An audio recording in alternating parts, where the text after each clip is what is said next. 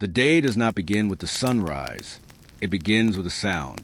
Not the cheerful song of birds drifting through fresh spring air, and certainly not the ringing of clocks counting the minutes with modern certainty.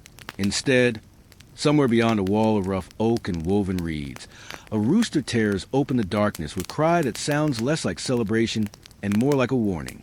Another answers from across the village. A dog stirs. Somewhere unseen, a cow shifts its enormous weight, and the wooden beams of its shelter groan softly under the movement. For just a few quiet moments, the entire village hangs between two worlds. One belongs to sleep, the other belongs to survival.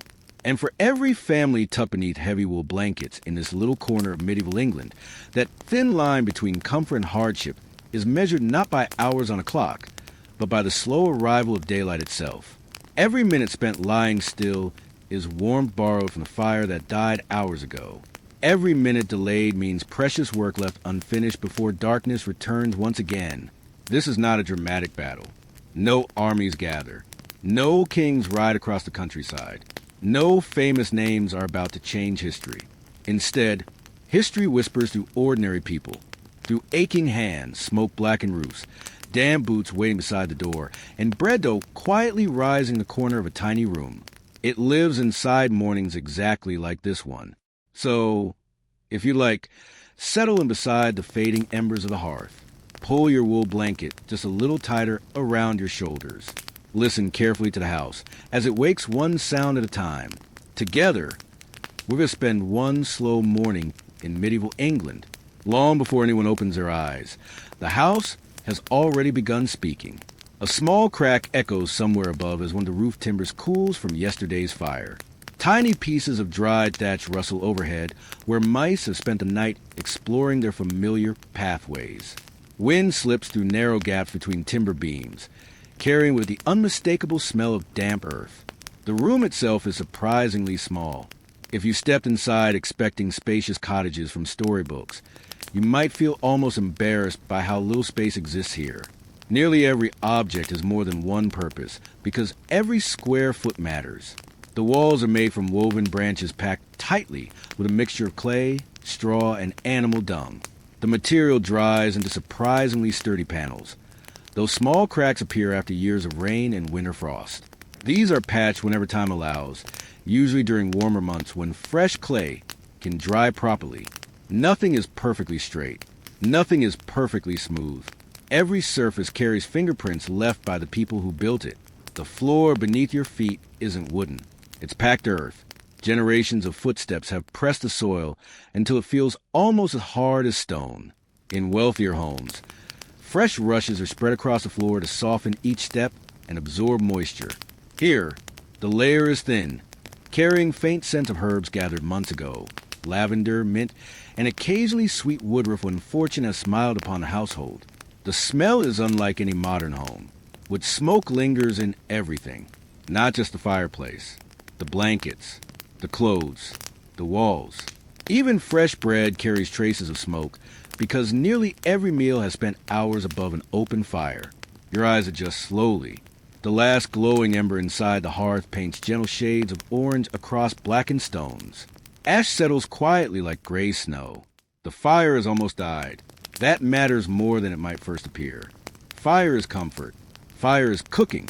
Fire dries clothing after rain. Fire keeps illness at bay during damp winters. Most importantly, fire is difficult to replace.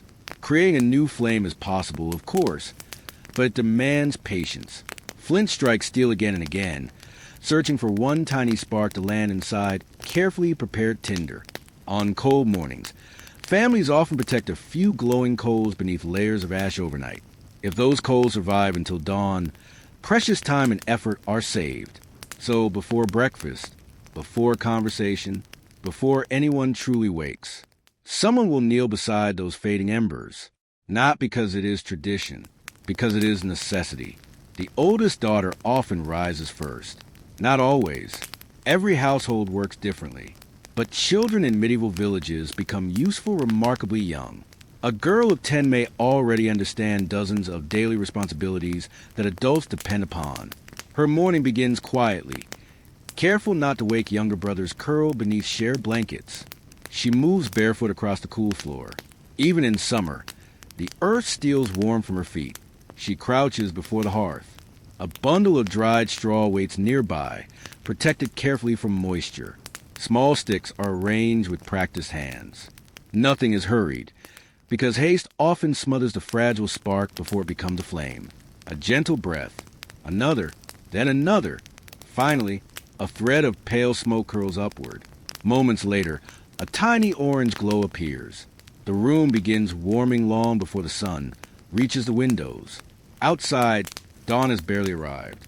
The sky remains washed in soft shades of gray, while low mist rests comfortably over nearby fields. England's mornings often begin this way, especially during autumn when cool nights meet damp ground. Every blade of grass glitters with dew. Spider webs stretched between fence posts become jeweled nets sparkling faintly in growing light.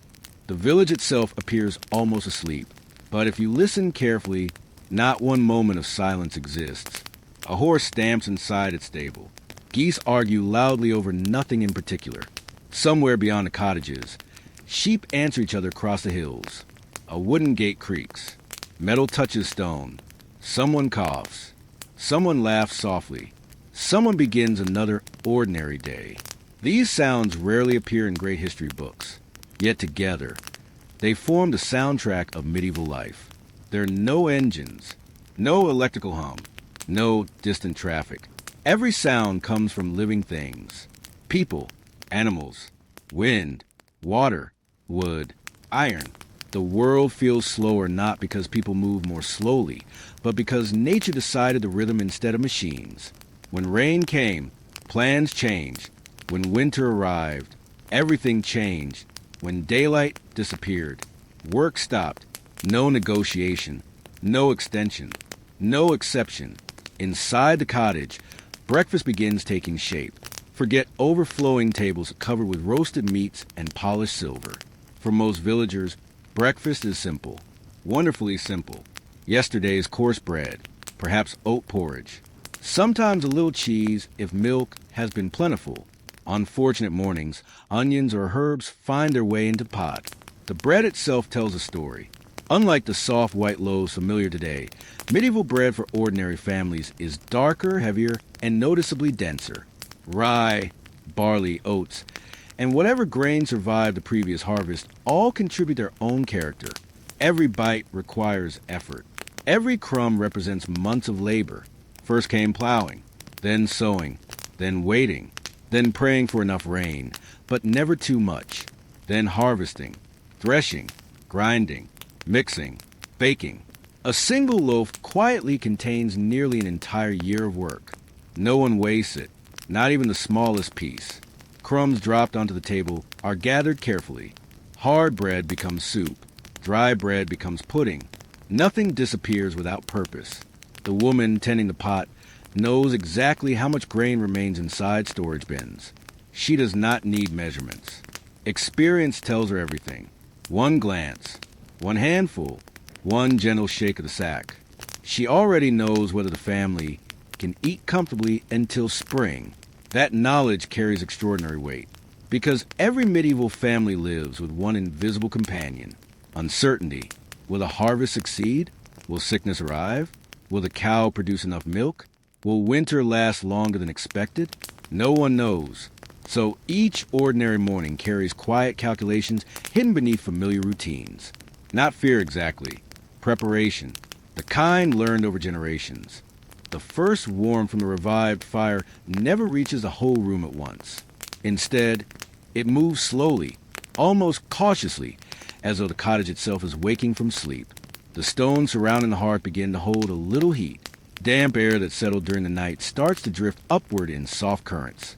A faint crackle replaces the silence as another handful of kindling catches, and tiny sparks vanish into the smoke hole above. You might notice something curious. Even with the fire burning, the room is not especially warm. Medieval cottages were built to survive the weather, not to conquer it. Thick wattle and daub walls blocked much of the wind, and the thatched roof trapped precious heat. But neither could completely defeat an English morning. In winter, your breath might still appear in front of you while breakfast cooked only a few feet away. In autumn, The dampness lingered in the corners of the house, like an uninvited guest. People simply accepted this. Warmth was never expected to fill every corner. It gathered where the family gathered. That simple fact shaped nearly everything about daily life. You do not wander far from the hearth unless there is a reason. You mend clothes beside the fire. You carve wooden handles beside the fire. You shell peas, repair baskets, sharpen tools, tell stories, and rock a sleepy child beside the fire. The fire is not just part of the house. It is the quiet center around which the house revolves. As the flames grow steadier, someone lifts an iron pot using a hooked wooden pole. The movement is practiced and surprisingly graceful. The pot is heavy, blackened by years of soot, its surface polished only where countless hands have gripped the handle. Inside, yesterday's oat porridge has thickened overnight. Nothing has spoiled. The cool weather has seen to that. A splash of fresh water loosens a mixture. A wooden spoon, smooth from years of stirring, scrapes gently along the bottom to keep the oats from catching on the hot iron. The smell slowly fills the room. Earthy, nutty, comforting. It is not the sweet aroma of cinnamon or maple syrup. Those luxuries belong to distant lands and wealthy tables. This is the scent of oats grown only a few fields away, ground at the village mill, carried home in coarse sacks over someone's shoulder. Simple food, honest food, food that asks nothing more than hunger. Outside, dawn is brightened enough to reveal the village more clearly. Mist still clings to the lower ground, wrapping itself around split-rail fences and grazing sheep. The rising sun remains hidden behind a blanket of pale cloud, turning the entire landscape silver instead of gold. A narrow footpath winds between cottages. No one paved it. Thousands upon thousands of footsteps created it. Each season leaves its own signature. Spring turns it soft beneath your boots. Summer hardens it into dusty earth. Autumn coats it with fallen leaves. Winter transforms it into frozen ruts or deep, clinging mud. The path remembers every season. It remembers every traveler. A man steps outside, carrying 2 wooden buckets suspended from a shoulder yoke. His pace is steady, neither rushed nor leisurely. Fetching water is among the first tasks of nearly every morning. The village well sits only a short walk away, but that distance is measured differently when each bucket weighs more than 20 pounds once filled. Water is needed for everything: cooking, drinking, brewing weak ale, washing hands, cleaning pots, feeding animals. Even before the rest of the household has finished breakfast, the day's water supply must already be waiting inside. Imagine carrying that weight every single morning. Not once, not occasionally. Every day, every season, rain or frost, health or illness.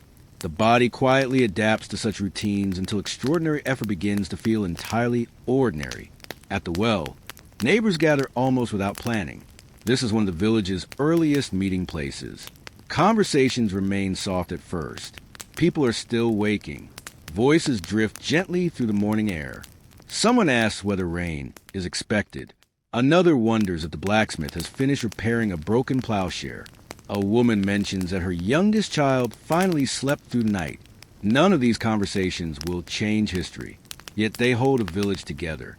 News travels person to person long before written notices could ever reach ordinary families. A traveler seen on yesterday's road. A fox stealing chickens near the eastern fields. The priest's announcement after Sunday's Mass. A neighbor recovering from fever. Information spreads like ripples across still water. Slowly, naturally, reliably, there is trust in these conversations because everyone depends upon everyone else. A village is not simply a collection of houses. It is an agreement. Today I help prepare your fence. Tomorrow you help gather my harvest. When illness comes, someone else milks the cow. When storms flatten the roof, neighbors appear carrying fresh bundles of thatch before they are even asked. Survival rarely belongs to individuals. It belongs to communities. Back at the cottage, another member of the family has already begun preparing for work beyond the house. Against one wall lean several simple tools. A wooden rake with carefully carved teeth. An iron hoe whose blade has been sharpened so many times that it is noticeably smaller than when it was first forged. A short-handled spade polished smooth where generations of hands have held it. Each tool represents an enormous investment. Iron is expensive. What's suitable for handles must be chosen carefully. Nothing is disposable. When a handle cracks, it is repaired. When a blade chips, it is reforged. When rope frays, new strands are twisted by hand. Objects remain in service for decades. Some survive long enough to be passed from parent to child. You begin to understand that ownership feels different here. People own fewer things, but they know every single one intimately. They know where each dent came from, which knot was tied by a grandfather, which crack appeared during last winter's freeze. Even a simple wooden bowl carries memories. Perhaps it was carved during long evenings after harvest. Perhaps it served meals to children who are now adults themselves. Nothing feels temporary. Even clothing reflects this quiet philosophy. The tunics hanging from wooden pegs are patched in several places. The stitching is visible. No one tries to hide it. A well-made patch is something to admire. It means the cloth has been respected. Wool is too valuable to waste. Linen requires months of labor from flax seed to finished fabric. Every thread has a story measured in hours of spinning beneath dim evening light. Imagine the patience. A woman sits beside the doorway with a spindle turning effortlessly between practiced fingers. Twist, pull, twist, pull. Almost without looking, loose fibers become strong thread. Her hands remember movements learned from watching her mother, who learned them from hers. Generation after generation, knowledge lives not inside books, but inside muscles, inside habits, inside routines repeated thousands of times until they become as natural as breathing. Perhaps this is one of the greatest invisible achievements of medieval life. Not castles, not battles, not crowns, but ordinary expertise. The astonishing skill required to transform raw nature into daily survival. To see a sheep and imagine a warm cloak. To see clay and imagine a cooking pot. To see an ash tree and imagine the handle of tomorrow's rake. Every object around you began as something growing quietly in a field, a forest, or beneath the earth.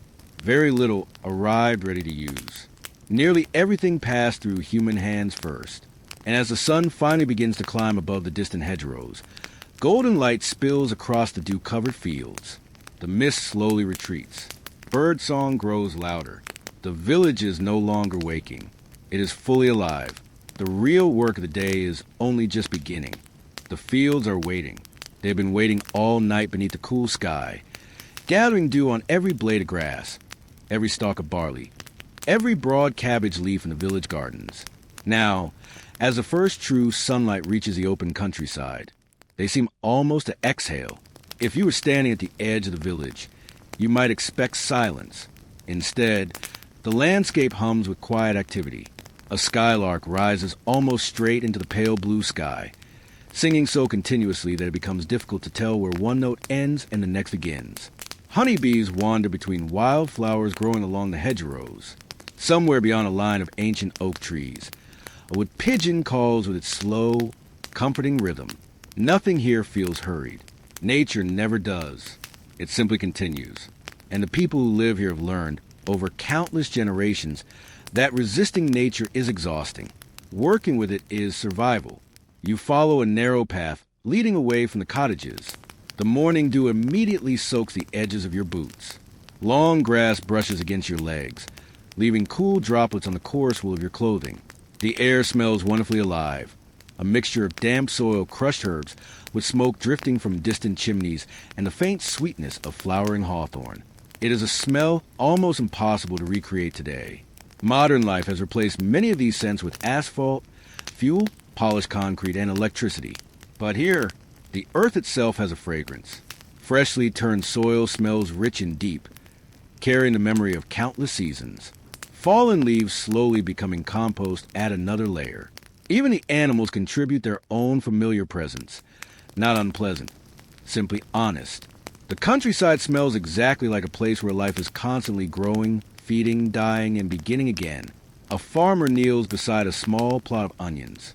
Before lifting a single tool, he presses his fingers gently into the soil, not for ceremony, for information. The ground tells him everything he needs to know. Too wet, and the earth clings heavily to his fingers. Too dry, and it crumbles into dust. Too cold, and seeds wait stubbornly beneath the surface. Generations of experience have taught him to read the land almost like a written page. No thermometer, no weather app, no scientific instruments. Just observation, the color of clouds, the direction of the wind, the behavior of birds, the smell carried through the morning air. Even the way spiders build their webs can quietly suggest what kind of weather may soon arrive. To us, these signs might seem mysterious. To him, they are simply part of paying attention. This deep familiarity with the natural world shapes every hour of life. The seasons are not background scenery. They are employers. Spring demands sowing. Summer demands constant care. Autumn demands exhausting harvests. Winter demands preparation and patience. No season offers true rest, only different kinds of work.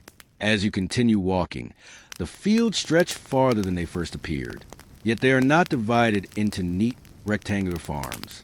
Instead, long, narrow strips spread across the landscape like ribbons. Each family cultivates several strips scattered throughout the open fields rather than owning one large enclosed piece of land. At first glance, this arrangement feels surprisingly inconvenient. Why walk from one strip to another? Why not keep everything together? The answer lies in fairness. Some soil is richer than others. Some drains better after rain. Some receives longer hours of sunlight. By scattering each family's land across different areas, good fortune and poor fortune are shared more evenly throughout the village. No one receives only the best. No one suffers only the worst. It is an imperfect solution, but like many medieval customs, it grows from generations of practical experience rather than elegant theory. You notice faint ridges running across many fields. These gentle waves in the earth were not created by nature. They are the quiet fingerprints of centuries. Heavy plows pulled by oxen gradually push soil toward the center of each strip year after year, creating long raised ridges with shallow furrows between them. Even today, some English landscapes still carry these patterns beneath modern grass. The land remembers. Long after names have disappeared, long after cottages have collapsed, the fields continue telling the story. Nearby, two oxen wait patiently beneath a wooden yoke. At first, they seem almost unimaginably slow. Their movements are deliberate, measured, never rushed. Compared to horses, they appear almost lazy, but appearances can be misleading. Oxen possess remarkable endurance. They eat grass rather than expensive grain. They remain calm even when pulling enormous loads. For ordinary villagers, they are dependable partners, strong enough to pull heavy plows through stubborn clay soil, reliable enough to work day after day without complaint. A man places one weathered hand against the broad shoulder of the nearest animal. There is affection in the gesture, not sentimentality. Respect. The ox is not a pet, nor is it simply a machine. Its health directly influences the family's future. A lame animal could delay planting. Delayed planting could reduce harvests. Reduced harvest could mean hunger months later. Every living creature inside the village exists within an intricate web of dependence. People care for animals. Animals provide labor, milk, wool, manure, and occasionally meat. Fields feed both. The relationship feels balanced in a way that modern life often hides from view. The plow itself deserves a closer look. Its wooden frame is surprisingly elegant despite its simplicity. An iron tip bites into the earth, while carefully shaped beams distribute enormous pressure across the structure. Every curve exists for a reason. Every peg has been placed by someone who understood wood not through textbooks, but through years of building and repairing. Nothing has been wasted. Even broken pieces are often transformed into smaller tools, firewood, or replacement pegs. As the oxen begin walking, the plow slices into the soil with a slow, satisfying sound. Not a scrape, not a crunch, more like the quiet tearing of thick cloth. Fresh earth rolls gently aside. Dark, cool, moist. The smell rises immediately, rich enough that you almost feel you could taste it. Behind the plow, birds appear almost instantly. Rooks, crows, a curious robin. They know exactly what freshly turned soil offers. Worms, beetles, tiny insects suddenly expose to daylight. The birds are not interrupting the work. They are participating in it. One simple action creates opportunities for dozens of other living creatures. Nature wastes very little. Closer to the village, another kind of work unfolds. Women and children tend kitchen gardens enclosed by woven fences. These small plots may appear modest compared to the open fields, but they quietly provide remarkable variety. Leeks stand in neat rows beside beans climbing rough wooden poles. Parsley spreads low across the ground. Sage, thyme, and mint release their fragrance whenever someone brushes past. A patch of cabbages catches tiny droplets of dew inside tightly folded leaves. Many of these plants serve more than one purpose. Some become meals. Some become medicine. Some flavor stews. Others help preserve food through the colder months. Knowledge of these plants passes gently from one generation to the next, usually through demonstration rather than explanation. Watch, feel, smell, taste. That is often the entire lesson. A grandmother crushes a mint leaf between her fingers before handing it to a curious child. The child inhales deeply. A lesson has just taken place. No classroom, no notebook, no examination, just experience. Perhaps this is one of the quiet strengths of medieval village life. Learning is woven directly into ordinary work. Children are not separated from daily survival. They grow into it. A boy carrying a small basket learns which eggs must be gathered first. A girl helping knead bread gradually understands when the dough feels ready beneath her hands. Another child watches carefully as an elder repairs a fence, memorizing every knot and every cut of knife without realizing that memory is slowly becoming skill. By the time adulthood arrives, years of quiet observation have already become expertise. The morning sun now stands higher, warming the backs of those working in the fields. Shadows shorten. The dew begins to disappear. The cool freshness of dawn slowly gives way to the promise of a warmer afternoon. But no one is watching the clock. There isn't one. Instead, they read time from the length of shadows, the position of the sun, the ringing of the church bell in the distance, and the familiar rhythm of work itself. For people living in medieval England, time is not something to chase. It is something to accompany, one steady task after another. By the time the sun has climbed a little higher, the village has found its rhythm. It is not loud, not busy in the way a modern city is busy. There is no constant roar of wheels, no impatient shouting, no endless stream of strangers passing by. Instead, every sound has a purpose. A wooden cart creaks beneath a modest load of firewood. A distant axe falls into an old oak stump with a measured thock. Thock, thock. Somewhere behind a cottage, hens begin arguing over a patch of disturbed earth. A baby cries for only a moment before being soothed by a familiar voice.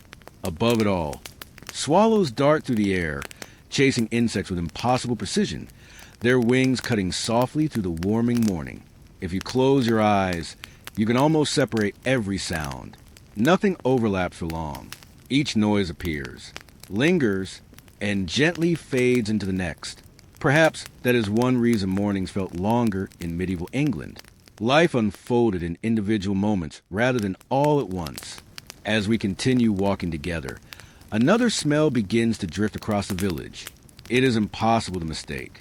Fresh bread, not sweet pastries or buttery croissants, but hearty loaves whose crusts have darkened inside a wood-fired oven. The aroma mingles with smoke and damp air, becoming something wonderfully comforting. Yet surprisingly, not every family bakes their own bread every day. Heating an oven requires a tremendous amount of wood. An entire oven must absorb heat before a single loaf can be baked properly. Once it reaches the right temperature, it makes sense to bake many loaves together rather than one at a time. In many villages, families prepare their dough at home and carry it to a communal bakehouse or the village baker, where everyone's bread is baked in the same oven.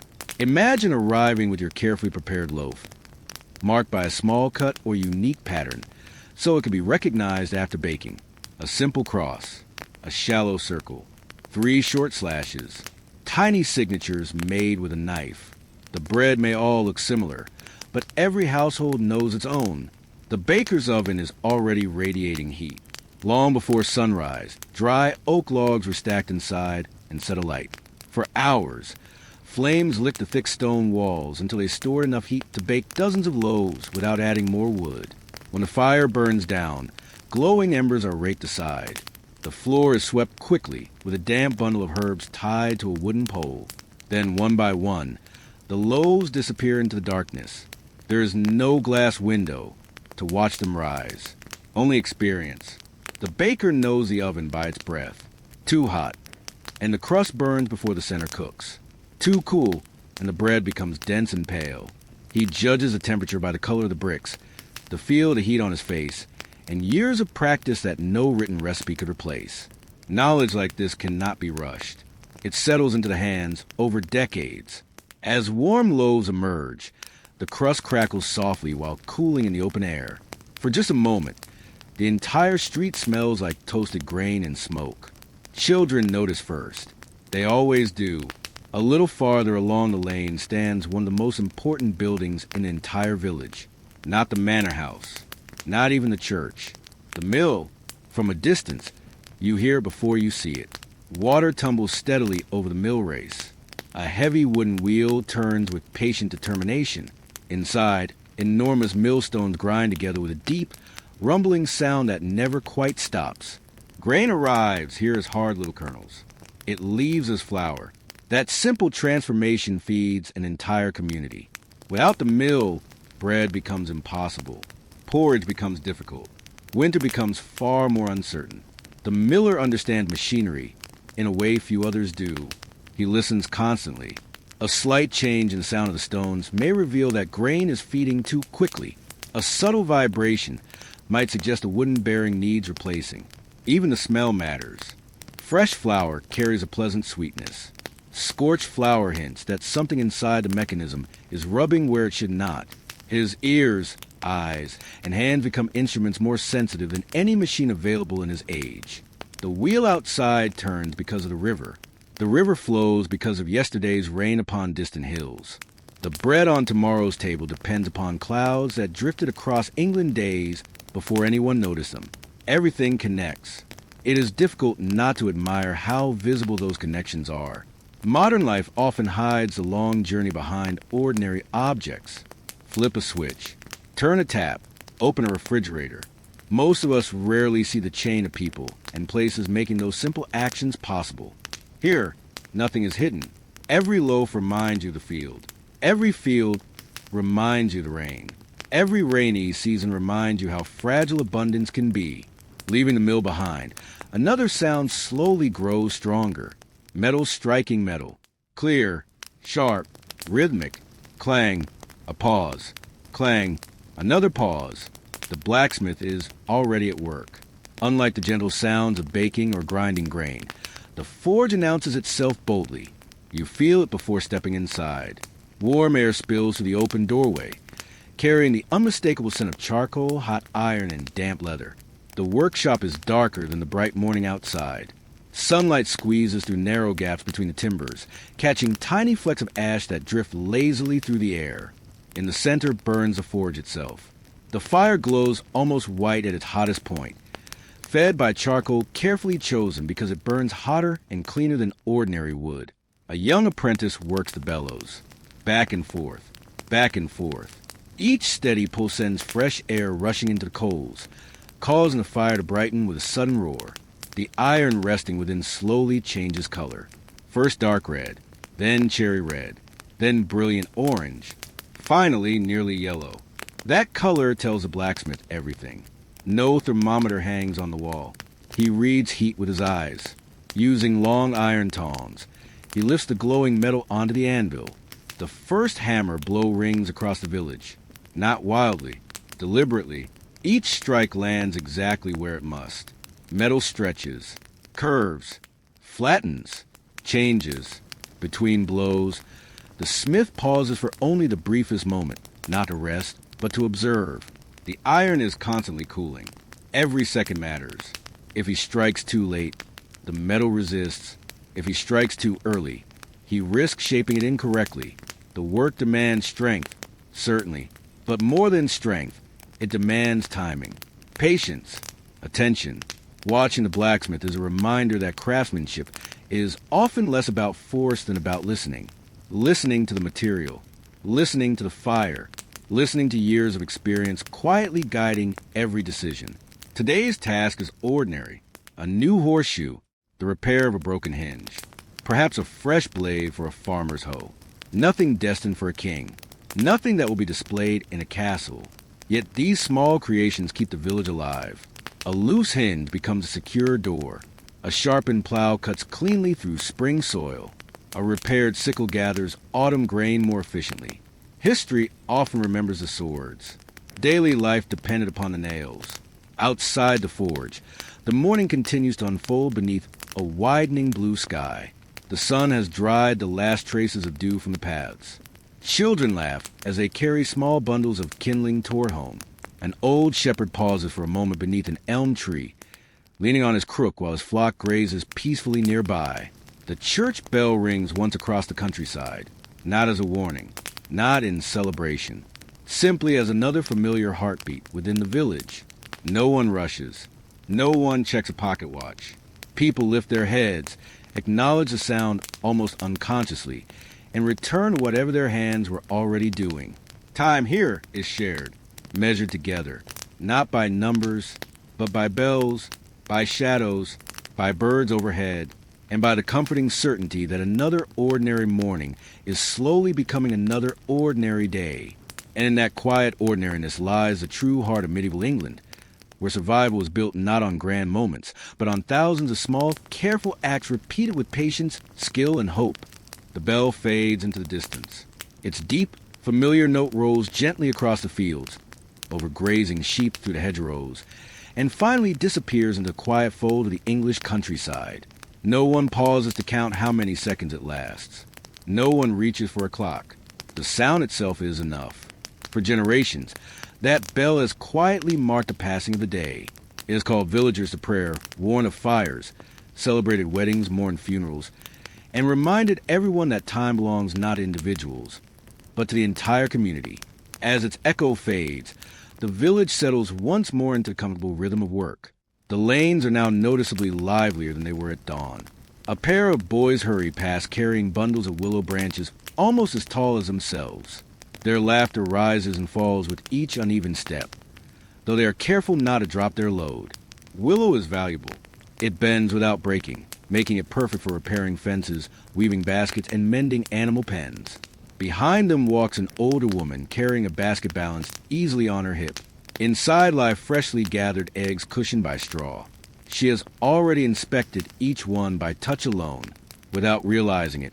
Her fingers have learned to detect the slightest crack, the faintest weakness in a shell.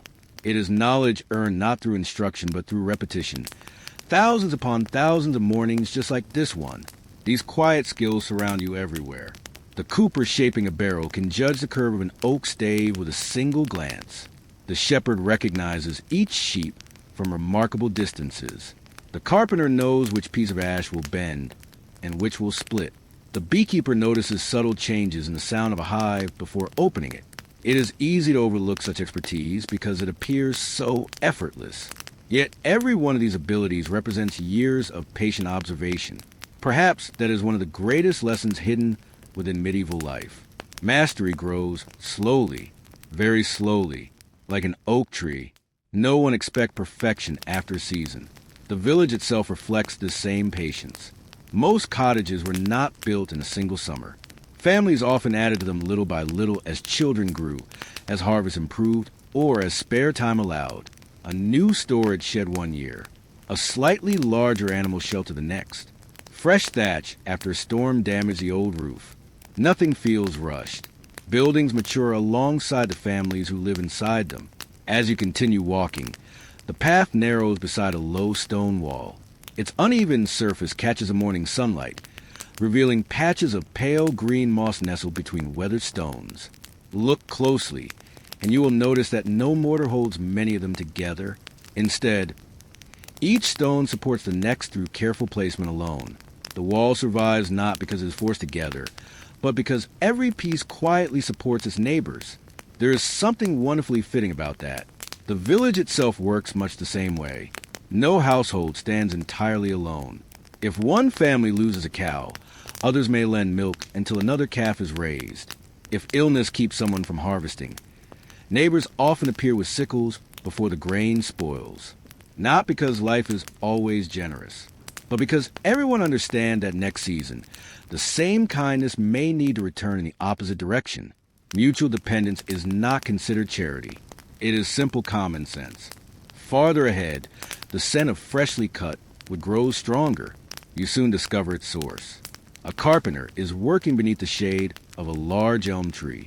His workshop is remarkably open. There are no walls, only a sturdy bench, several wooden chests filled with tools, and piles of carefully stacked timber protected beneath a simple lean-to. Sunlight pours across the workbench. Tiny curls of pale would gather around his feet, like autumn leaves. In his hands rests a wooden plane. With each smooth push, an impossibly thin ribbon peels away from a board. The shaving curls gracefully before falling to the ground. Another pass, another whisper-soft curl.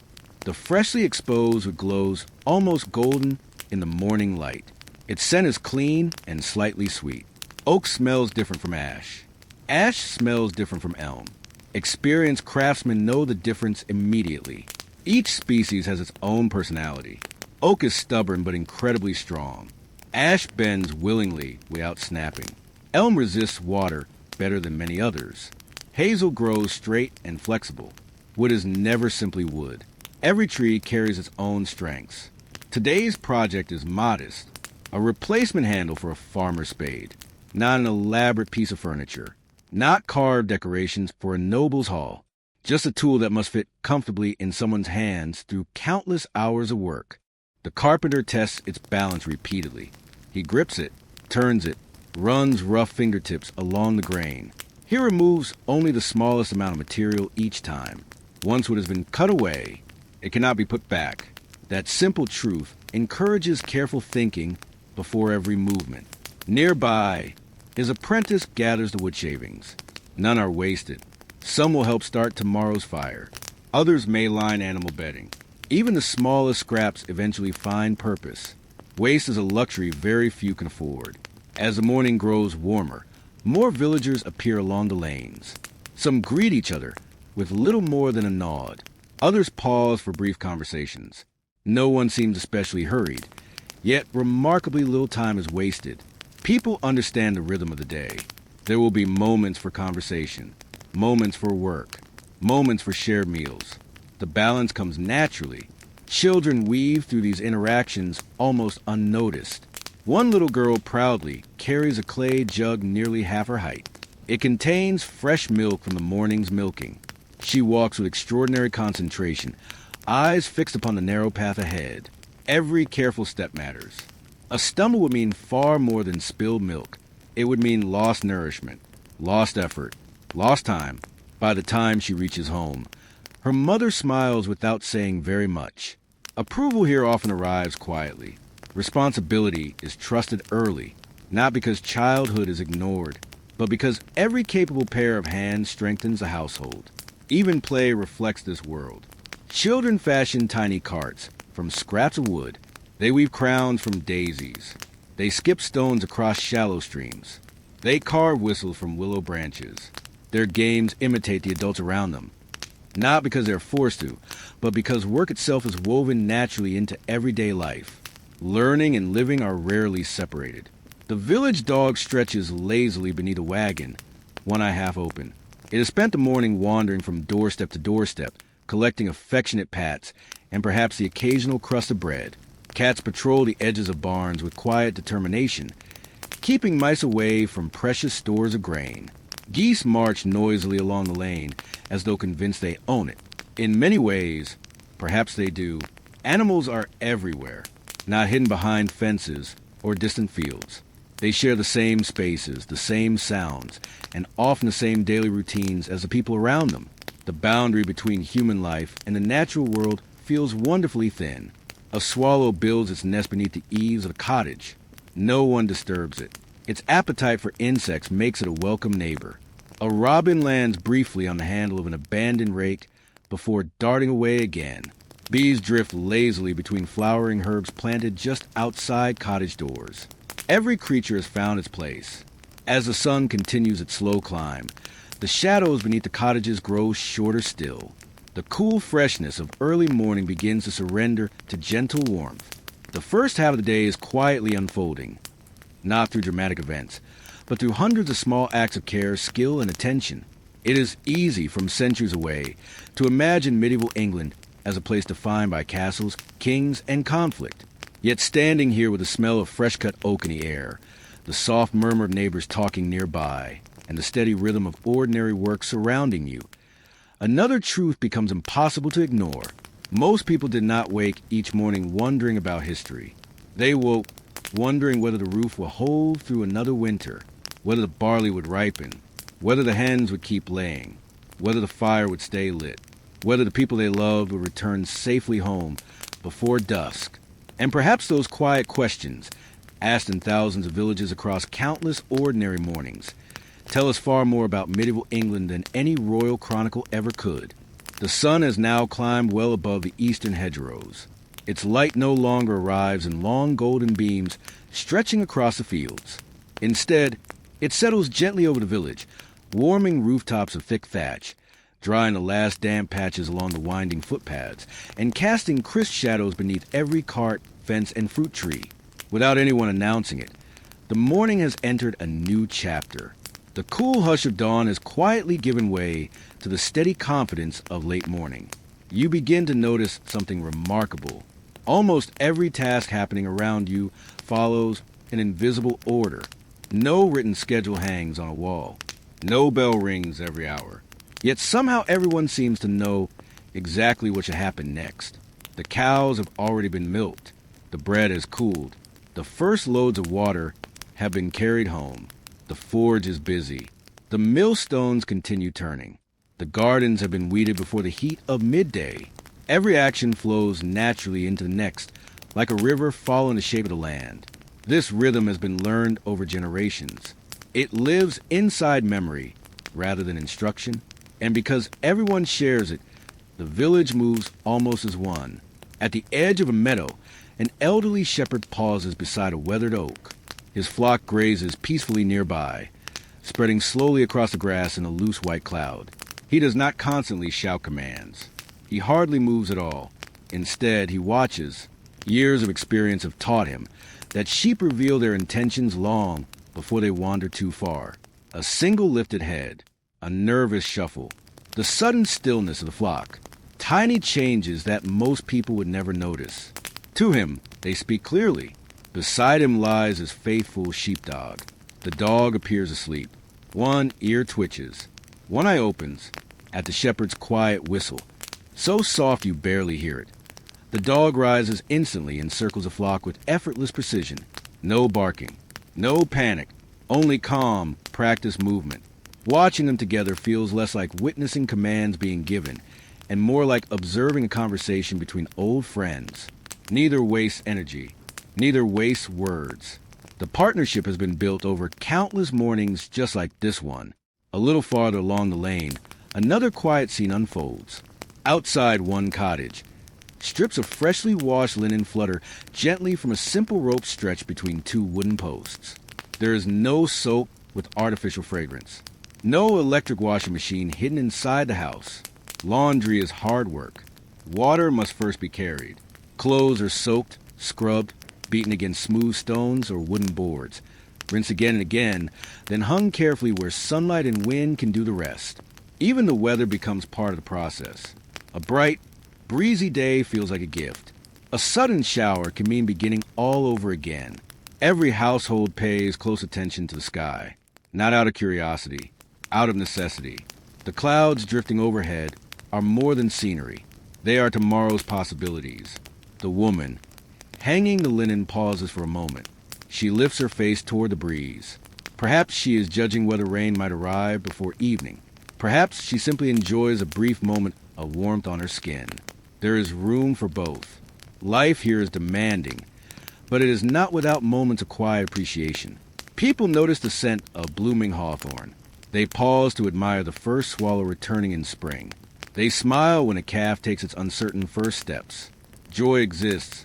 It simply arrives in smaller, quieter forms. Across the village green, several children have gathered beneath the shade of a broad ash tree. Their toys would seem astonishingly simple to modernize. One boy rolls an iron hoop along the path using a bent stick, chasing it with determined concentration. Another has carved a tiny wooden horse from a leftover piece of firewood. Its legs are uneven, its head slightly crooked, yet to its young owner, it is magnificent. Two sisters skip over a rope braided from old scraps of linen. Their laughter rises above the gentle hum of the village before fading once again into the background. No one has purchased these toys. They have been made, improvised, shared, and because they require imagination as much as craftsmanship, they seem almost limitless. Adults glance toward the children from time to time, not because they fear danger at every moment. The village itself offers a kind of quiet supervision. Everyone knows whose child belongs to which household. If a little one wanders too close to the stream, someone notices. If a scraped knee needs comforting, help is never far away. Community is not merely a pleasant idea. It is part of the landscape itself. As we continue walking, a faint sweetness catches your attention. Not bread this time. Apples. Near the edge of the village stands a small orchard. Its trees planted by hands that may now belong to grandparents, or perhaps even great-grandparents. Fruit trees are patient companions. Years pass before they produce generously. Those who plant them often do, so knowing someone else will enjoy the richest harvests. There is something deeply hopeful about that. To plant a tree whose finest fruit you may never taste is an act of quiet faith in the future. Beneath one of the trees, wind has already shaken several apples onto the grass. A young boy gathers them carefully into a wicker basket. Not every apple is perfect. Some carry small blemishes. Others have been pecked by birds. None are discarded without thought. Good fruit will be eaten fresh. Bruised fruit may become cider. Smaller pieces can flavor stews or be dried for winter. Even the cores may end up feeding pigs. The habit of wasting almost nothing appears again and again, not because people wish to be frugal, because nature has already invested too much effort in creating these gifts. The village understands that, perhaps better than we often do today. The air has changed almost without notice. The cool freshness of dawn has completely disappeared. Sunlight now rests warmly upon your shoulders. The smell of warm earth replaces the damp scent of early morning. Insects hum lazily among the wildflowers lining the paths. Bees disappear deep inside foxgloves before merging dusted with golden pollen. Butterflies drift across open meadows with slow, uncertain movements. Even they seem unhurried. The entire countryside feels as though it is breathing at one comfortable pace. You begin to realize that time itself feels different here. Not slower because people have less to do. In truth, they have more. Every meal requires preparation from the ground up. Every garment demands countless hours of labor. Every tool must be repaired rather than replaced. Yet because attention remains focused on one task at a time, the day unfolds with remarkable clarity. People are rarely pulled in 10 different directions at once. When baking bread, they bake bread. When repairing a fence, they repair the fence. When sharing a conversation beside the well, they simply enjoy the conversation. Perhaps that is why even ordinary moments seem richer. Nothing competes for attention. Everything receives it fully. As the shadows shorten further, a familiar aroma begins drifting once more through the village. This time it is heartier. Vegetables simmering gently inside iron pots. Fresh herbs tossed into bubbling broth. A hint of onions slowly softening over the fire. The first preparations for the midday meal have quietly begun. The busiest part of the morning is drawing to a close. Soon, workers from the fields, the forge, the mill, and the gardens will pause, not because the work is finished, but because bodies, like the land itself, must be cared for if they are to continue. For now, though, the village carries on with one final burst of quiet industry. Every person completing the morning's last task beneath a widening blue English sky, unaware that, centuries later, someone would sit in peaceful silence imagining this very ordinary day.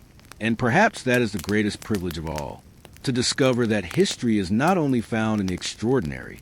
It is found in mornings like this one, where bread cools on a windowsill, a shepherd watches his flock, children laugh beneath an ash tree, and an entire world quietly carries on one careful moment at a time.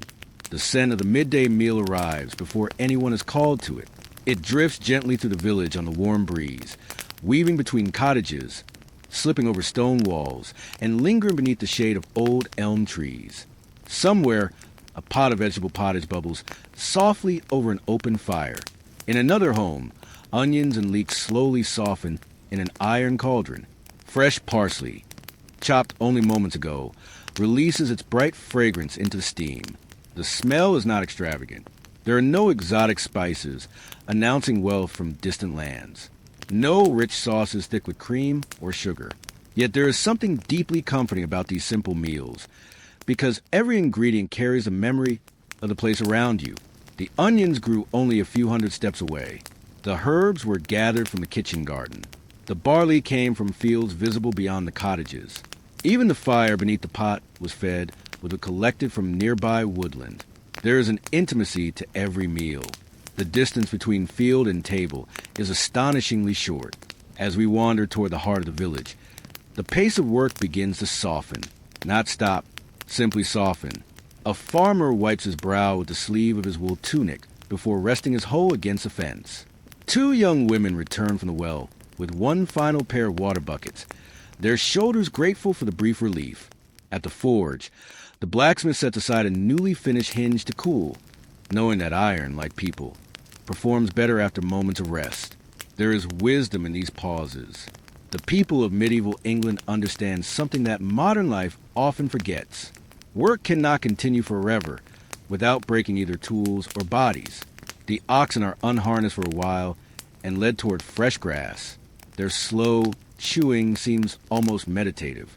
Nearby, horses lower their heads into wooden troughs filled with cool water. The village dogs stretch lazily in patches of sunlight. Even the hens, who spent the entire morning scratching endlessly at the earth, now settle beneath hedges where the shade is deepest. The whole village appears to inhale together. Perhaps this is what makes the day feel so balanced. Every creature has its own rhythm. No one expects constant movement. No one imagines endless productivity. Nature itself teaches otherwise. The church stands quietly above it all. Its stone walls remain cool even as the air grows warmer. The building is not the tallest structure by accident. It has stood here longer than many of the cottages surrounding it. Generations have added to it, repaired it, cared for it. Its weathered stones have absorbed centuries of rain, frost, laughter, grief, weddings, harvest festivals, and whispered prayers. Step inside for just a moment. The brightness of the morning disappears behind thick stone walls. Your eyes adjust slowly. The air feels cooler here. Still, peaceful. Sunlight filters through narrow windows, painting pale ribbons across the uneven floor. Dust floats lazily through the beams of light. The scent is unlike anywhere else in the village. Old timber, cold stone, melted beeswax, faint traces of incense lingering from the last service. It is a place built not only for worship, but also for reflection. Many villagers cannot read the written words inside religious books. They do not need to. The church teaches through sound, color, sculpture, and memory. Stories live in painted walls. Lessons travel through spoken voices. Faith becomes something experienced rather than studied. Outside, once again, you hear cheerful voices gathering beneath the shade of a broad oak. Several families have chosen the same comfortable spot for their midday meal. Blankets are unnecessary. The grass itself serves well enough. Meals are wonderfully uncomplicated. A loaf of coarse bread is broken into uneven pieces. A wooden bowl of thick pottage is passed carefully from one person to the next. Someone unwraps a small piece of hard cheese aged through the previous winter. Another offers a handful of freshly picked radishes whose peppery bite surprises anyone expecting sweetness. No one eats in great haste. Conversation accompanies every bite. They speak about practical things. Whether the barley seems healthy this year. Whether the stream is running lower than expected. Whether old Margaret's roof survived last night's wind. Someone laughs. Someone tells a familiar story that everyone has already heard many times. No one minds. Good stories, much like good bread, improve through sharing. Children finish eating long before the adults.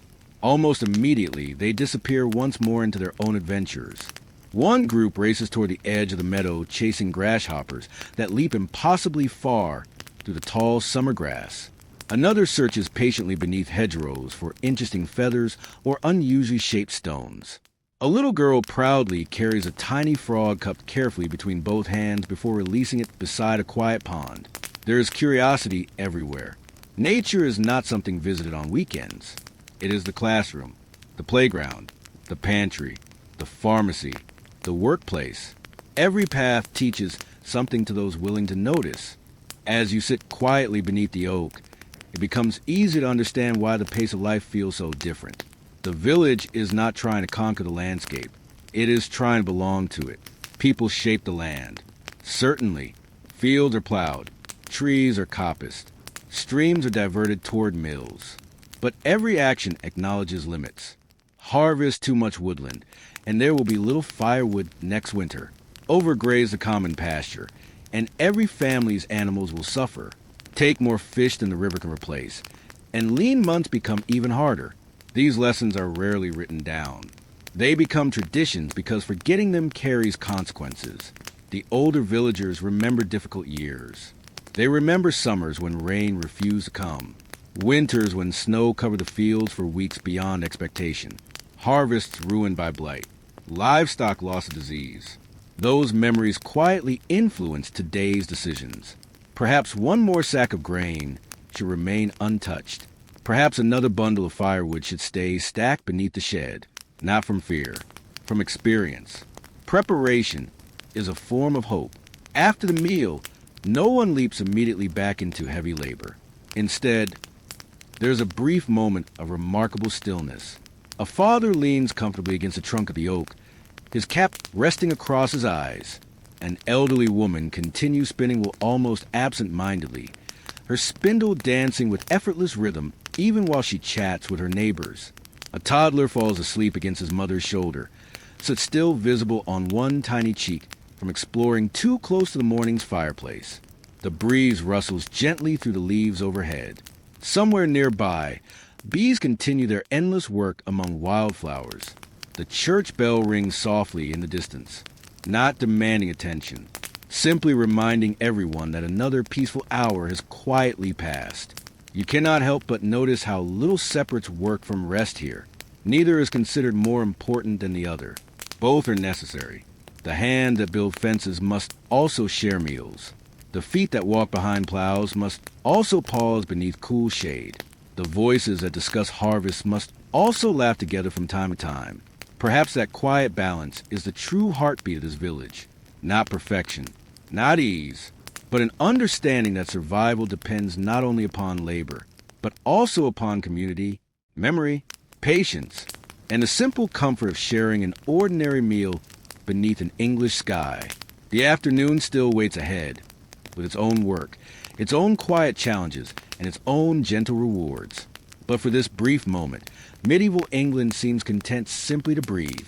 For a little while, almost nothing happens. And somehow, that is one of the most beautiful parts of the day. The breeze continues its slow journey across the meadow, bending the long grass in gentle waves that shimmer beneath the afternoon sun. Bees move patiently from blossom to blossom with quiet determination. Somewhere beyond the hedgerow, a cuckoo calls, its familiar voice echoing across the open countryside before dissolving into the warm air. No one rushes to answer it. The village has entered one of those rare moments when the world seems perfectly content simply existing. If you sit quietly beneath the oak tree, you begin to notice details that would otherwise slip away unnoticed. The bark beneath your hand is deeply ridged, rough from decades of wind and rain. Tiny patches of pale green lichen spread across its surface like miniature maps. An industrious line of ants disappears into a narrow crack near one of the roots, each carrying something almost impossibly large compared to its own body. The tree itself is older than nearly everyone in the village, perhaps older than the church. It has watched children become parents, parents become grandparents, and grandparents become quiet memories spoken about during winter evenings around the fire.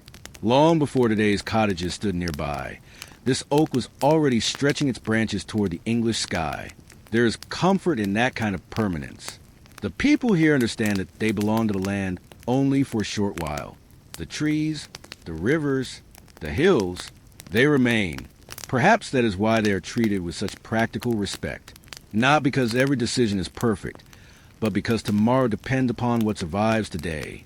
Slowly, the peaceful stillness begins to dissolve. One by one, villagers rise from the shade. A woman folds a linen cloth that held a midday meal and places a remaining crust of bread carefully into a woven basket. Nothing is left behind. Even the smallest crumbs are gathered.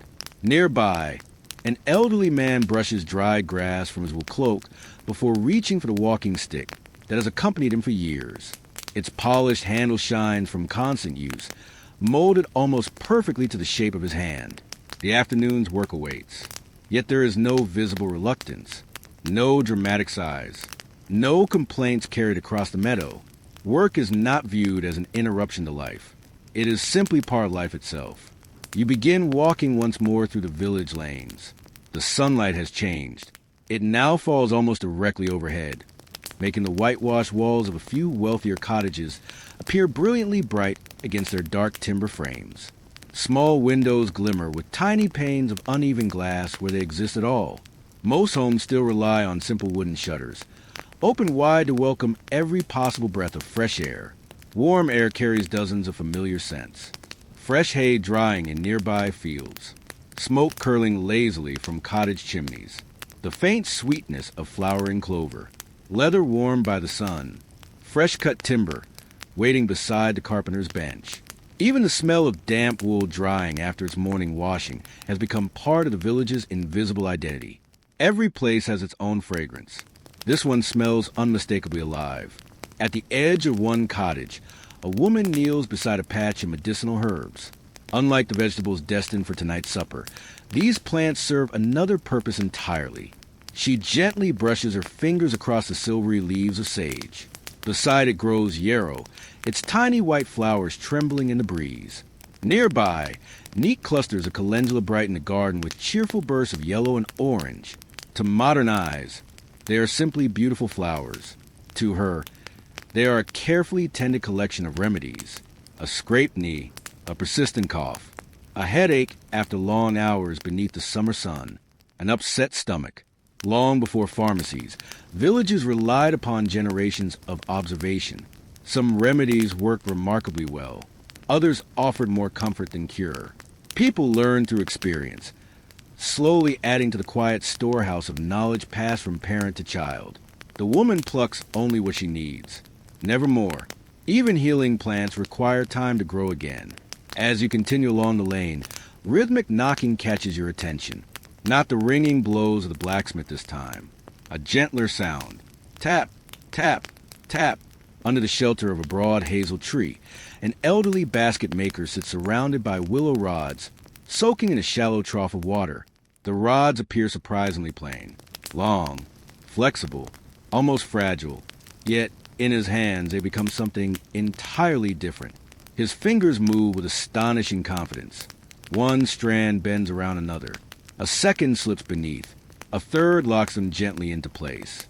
The pattern repeats again and again until the basket slowly begins to rise from his lap. Watching him work feels almost hypnotic. There are no measurements, no drawings, no hesitation. The shape already exists inside his memory. His hands simply reveal it. A little boy watches from nearby, fascinated. Every few minutes, the basket maker pauses to explain something quietly. Feel how it bends. Listen before it breaks. Keep the tension even. Simple words. Profound lessons. The boy imitates the movements with clumsy determination. His first attempt collapses almost immediately. The old man smiles. Not because failure is amusing, because failure is expected. No one becomes a craftsman in a single afternoon. The lesson continues. Patiently, without hurry. That patience seems to exist everywhere you look.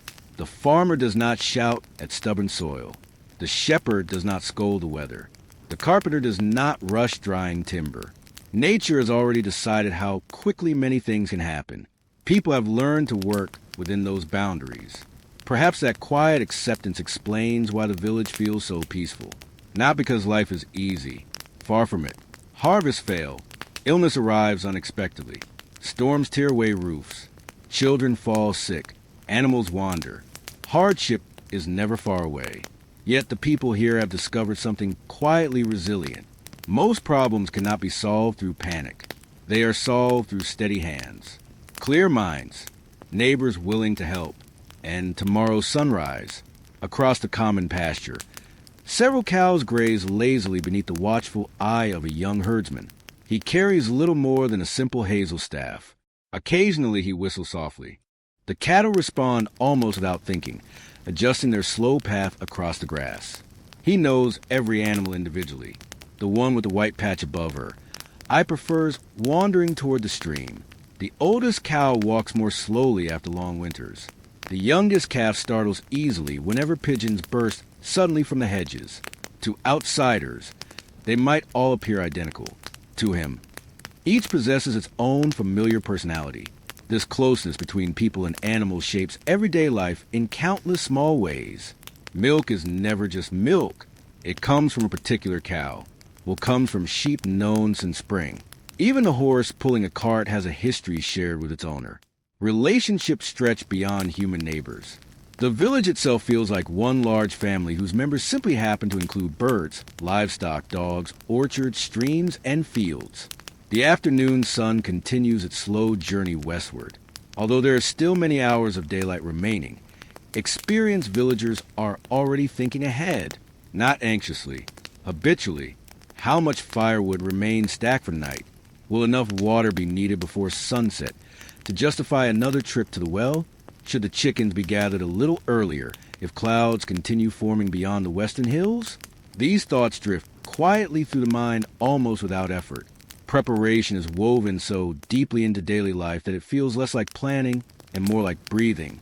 As we leave the village green behind, the countryside stretches peacefully in every direction. Golden fields ripple beneath the breeze. Swallows skim low across the grass, catching insects with effortless grace. Far beyond, the faint blue outline of distant hills rests beneath the sky, so wide it seems almost endless. It is a landscape that asks for attention rather than speed. And if you allow yourself to slow down just enough to hear the wind moving through barley, to smell warm hay dry in the fields, to feel the rough bark of an ancient oak beneath your fingertips, you begin to understand that the true wealth of this medieval morning was never measured in coins. It was measured in skills carefully learned, friendships quietly maintained, work honestly shared, and a comforting certainty that another ordinary day was unfolding exactly as generations before it hoped it would. The afternoon stretches ahead with quiet confidence. The fierce urgency of early morning has long since passed. The bread has been baked, the animals watered, the first and hardest tasks completed before the sun grew high overhead. Now the village settles into a steadier pace, one that feels less like racing against time and more like walking beside it. You begin to notice the light itself. It has changed almost imperceptibly. The bright silver glow of dawn and the golden warmth of morning have given way to a softer brilliance. Sunlight spills across the fields without hurry, illuminating every ripple in the barley. Each breeze sends waves rolling through the grain until the entire landscape resembles the surface of a quiet sea. Standing here, you understand why medieval people paid such close attention to their fields. These were not simply crops. They were tomorrow's bread, next winter's porridge. The difference between comfort and hunger.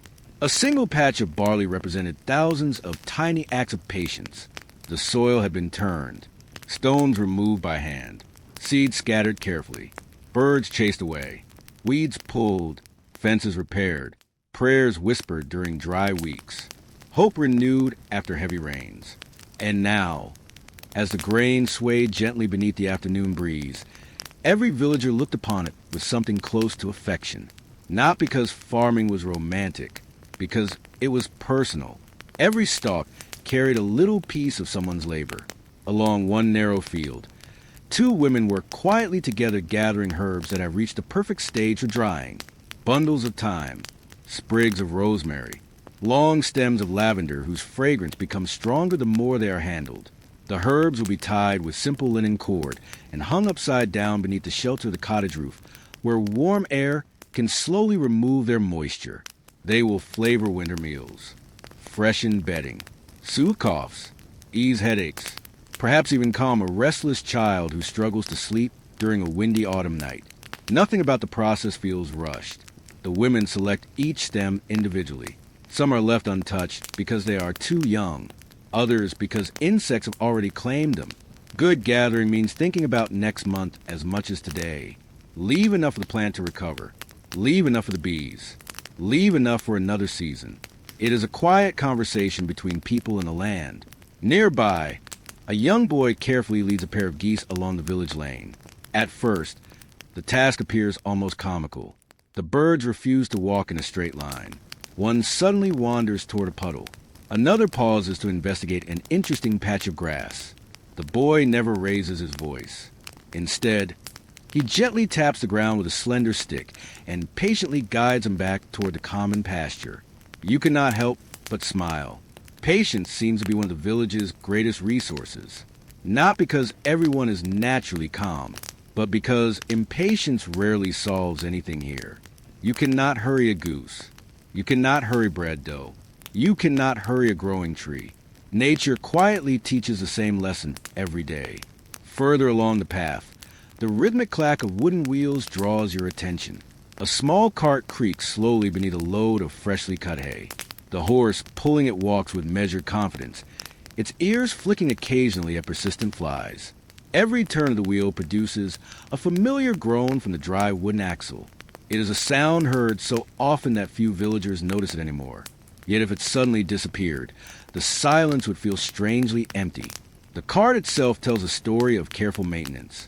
One wheel bears a slightly darker spoke, where damaged timber was replaced several years earlier. The leather straps have been repaired more than once. The iron rim surrounding each wheel shows the marks of countless journeys across muddy tracks and stony lanes. Nothing has been replaced simply because it became old. Age alone is never a reason to discard something.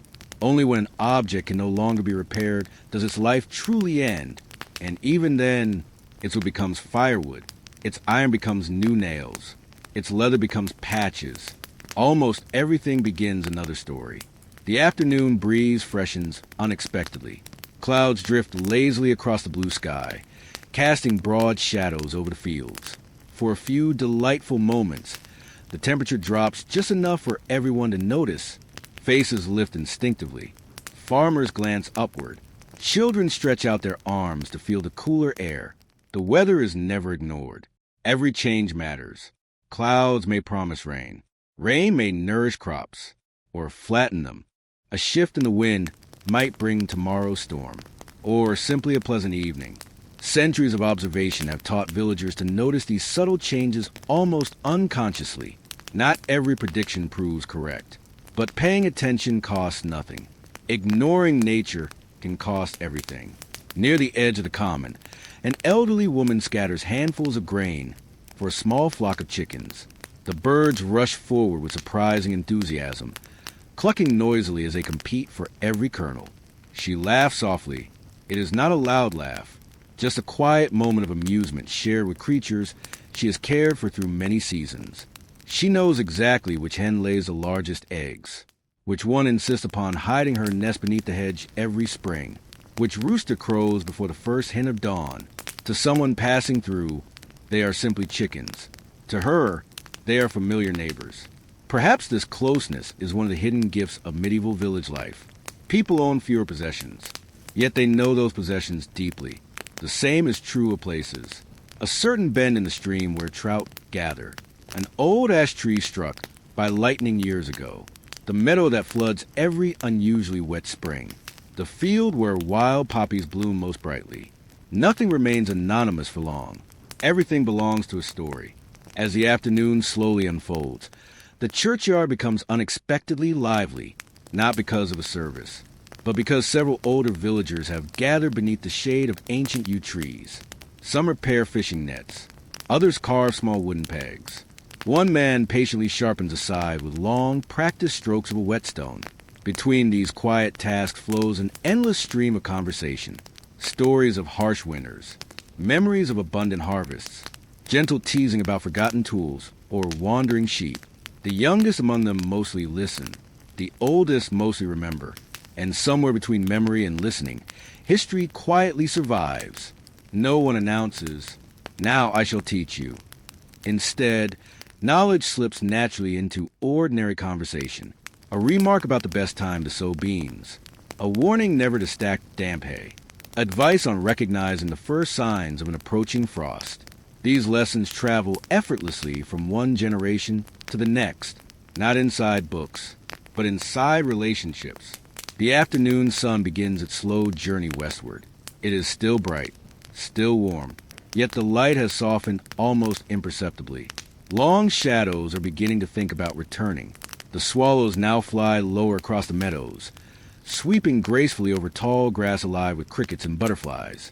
Somewhere far beyond the village, thunder rumbles so faintly that it could almost be mistaken for imagination. A few experienced eyes glance toward the distant horizon. Dark clouds are gathering there, not threatening, not yet, merely reminding everyone that nature is always changing, and tomorrow will bring its own work, its own weather, and its own quiet surprises. For now, though, the village carries on exactly as it always has. One careful task, one friendly conversation, one shared smile, one repaired tool, one tended garden, one peaceful afternoon slowly unfolding beneath the endless English sky. The distant rumble of thunder never grows any louder.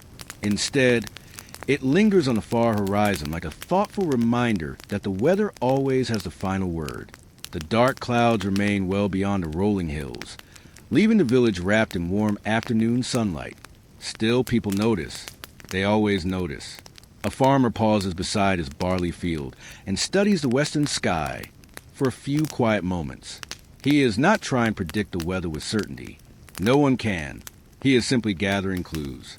The shape of the clouds, the direction of the breeze, the scent carried on the air, the sudden silence of a few birds. Every observation becomes another small piece of a puzzle that tomorrow will eventually solve. Perhaps this constant attention is one reason medieval life feels so deeply connected to nature. The world is always speaking. The villagers have simply learned to listen. As we leave the open field behind, a narrow footpath leads us toward the edge of a nearby woodland. The transition is almost magical. One moment, sunlight pours freely across open meadows. The next, it filters gently through a canopy of ancient oak, ash, and hazel. The air changes immediately. It grows cooler. Damp earth replaces the warm scent of drying hay. Bird song echoes differently beneath the trees, softened by moss-covered trunks and thick layers of fallen leaves. Even your footsteps become quieter. The forest floor yields gently beneath your boots. To a modern visitor, this woodland might seem untouched, wild, natural, but that would not be entirely true. The people of the village know this forest intimately. Every winding path has a purpose. Every clearing has a memory. Every fallen tree will eventually become firewood, fence posts, or tool handles. The woodland is not simply scenery. It is a carefully respected partner in survival. An elderly man kneels beside the base of a hazel tree with a small billhook. He cuts several long, straight shoots close to the ground. At first, the action seems surprisingly severe, yet he knows exactly what he is doing. Hazel responds by sending up fresh stems from the cut stump. In several years, those stems will be harvested again. This ancient practice, known today as coppicing, allows woodland to renew itself while providing a steady supply of timber. Nothing is taken without thought. Nothing is left entirely untouched. The relationship between people in the forest is one of quiet cooperation. Nearby, a young woman gathers fallen branches into neat bundles. She ignores the thick trunks lying deeper in the woods. Those belong to someone else. The village follows countless unwritten customs that everyone understands. Which trees may be cut, which must remain standing, where animals may graze, who may collect firewood after a storm. These rules rarely appear in written documents for ordinary villagers. They live inside shared memory. Breaking them would not simply offend a neighbor. It could upset the delicate balance that allows the entire community to thrive. As sunlight dances through the leaves overhead, tiny particles float in the air like drifting gold dust. A woodpecker taps steadily, somewhere beyond sight. Squirrels race along thick branches with astonishing confidence. One pauses just long enough to inspect you before vanishing into green canopy. Life fills every corner of the woodland, some of it obvious, much of it hidden. You begin to understand why medieval people often spoke of forests with both respect and caution, not because every shadow concealed danger, but because the woods possessed their own rules. Travelers could lose familiar paths. Storms could bring down great branches without warning. Wild boar, though increasingly rare in many parts of England, still wandered certain forests. Foxes slipped silently through the undergrowth. Owls watched patiently from hollow trees, preparing for the evening hours still to come. The forest demanded awareness. Nothing more, nothing less.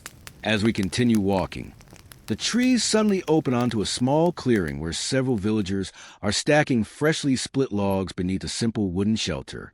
Each piece is arranged carefully, not randomly. The smallest branches form neat bundles for kindling. Medium-sized logs are stacked to allow air to circulate between them. The thickest oak rounds are placed at the bottom, where they will dry slowly over many months. Firewood is measured not only by quantity, but by time. Some logs gathered today may not warm a hearth until next winter. Planning always stretches further ahead than tomorrow. A little boy proudly carries an armful of tiny sticks toward the pile. Most are hardly thicker than his thumb, yet no one laughs. His contribution matters. Children here learn very early that helping does not require great strength, only willingness. One bundle of kindling, one bucket of water, one basket of apples. Many small efforts become one successful household. Watching them, you realize something quietly remarkable. Very little work in the village is truly finished. The fence repaired today will need attention again in several years. The roof freshly thatched this summer will eventually weather and thin. The bread baked this morning has already begun to disappear one slice at a time. The firewood stacked so carefully will slowly become tomorrow's warmth. Life here is not built around completing tasks forever. It is built around caring for them continually. Perhaps that understanding brings a kind of peace. Nothing must last forever. It simply needs to last until the next season, the next harvest, the next generation. Leaving the woodland behind, you emerge once more into open sunlight. The village looks different now, not because anything has changed dramatically, but because the afternoon has matured. The light has softened into a warmer shade of gold. Long grasses shimmer beneath the breeze. The roofs of the cottages glow gently against the blue sky. Smoke rises almost perfectly straight from a few chimneys where evening meals are beginning their earliest preparations. You hear the steady rhythm of a spinning wheel from an open doorway. Inside, an elderly grandmother works quietly while a little girl sits beside her with wide, curious eyes. The wheel hums with a soothing rhythm. Round and round, round and round. Loose wool slowly transforms into strong thread. The grandmother speaks softly as she works, not giving a formal lesson, simply explaining why the wool must remain evenly twisted, why hurried hands produce weak thread, why good cloth begins long before the loom. The little girl watches every movement. Occasionally she reaches out to imitate the motion. Her first attempts are clumsy. The thread breaks. She looks disappointed. The older woman smiles warmly and joins the broken ends together with gentle fingers. No one spins perfect thread on the first day, she says quietly. Then the wheel turns again. Its steady hum fills the room like a lullaby. Outside, the village continues moving at its familiar pace. A blackbird begins singing from the top of a hawthorn hedge. The distant sound of sheep bells drifts across the fields. Someone closes a wooden gate with a soft thud. Another person laughs somewhere beyond the cottages. These sounds are never hurried. They simply belong. As the afternoon slowly leans toward evening, you begin to sense the subtle shift in everyone's thoughts. Morning was about beginning. Midday was about sustaining. Now the village gently turns its attention toward returning home, gathering what has been accomplished, and preparing for another peaceful evening beside the fire. The day is far from over, but its busiest hours have quietly slipped behind us, leaving the countryside wrapped in a calm, golden light that seems to invite every living thing, people, animals, and even the ancient trees themselves, to breathe just a little more slowly.